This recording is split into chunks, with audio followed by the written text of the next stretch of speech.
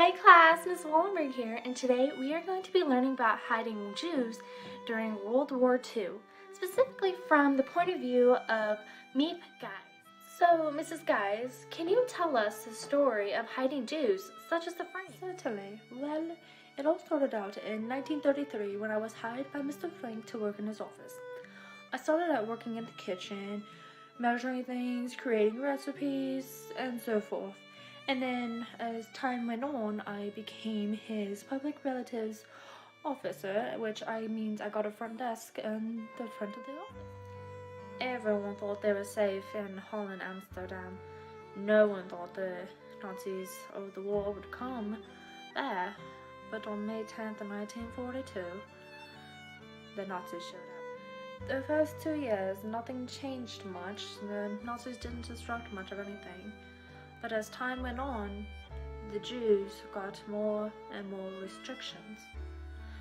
And then, that's when Mr. Frank came to me one day and asked, "Can you hide my family? We need to hide."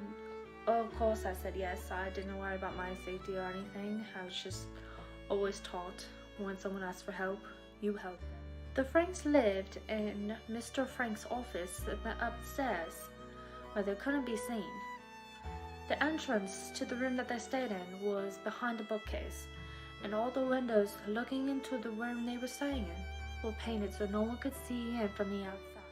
During office hours, we always had to act normal. We didn't talk much about the refugees being afraid of getting caught and getting the severe punishment of being caught with hiding Jews. Every time I went up and delivered food, I would always only be greeted by Aunt Frank. She was the only one that would ever greet me. But every time I went up and I had to leave, I would always get another shopping list for the next time. And I noticed one day when I was delivering the foods that Anne was writing everything down. She was writing everything that she heard, saw, or anything about her feelings. That was her only escape to the real world, writing everything down for her. And then, all of that came to an end one day. The Nazis came. We knew the Nazis were around, and one of my co-workers, she left already. She left so she wouldn't get in trouble with her husband and all that. But me and my other co-worker, we stayed.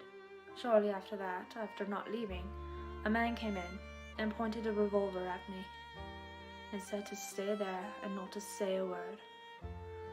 Honestly, I was quite scared, but I did as he told, so I wouldn't get in trouble and hopefully they wouldn't find the refugees. Well, they found them. They went upstairs.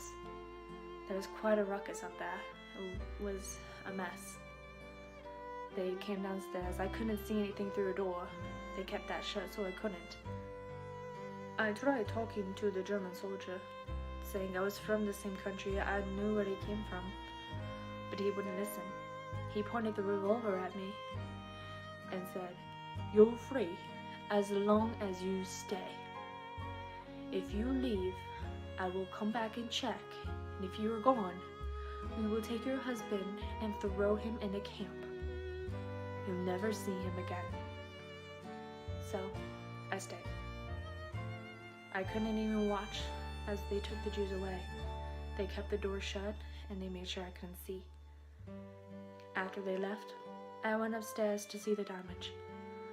Oh, there was such a mess of everything that those refugees had, including everything Anne wrote down in her diary.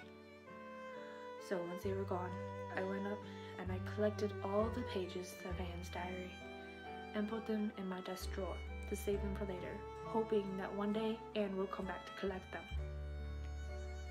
As time went on and the war came to an end, Mr. Frank finally came home. He was home for a while, hoping his wife and children would come back. But he was the only Frank to survive, so I gave the book to him.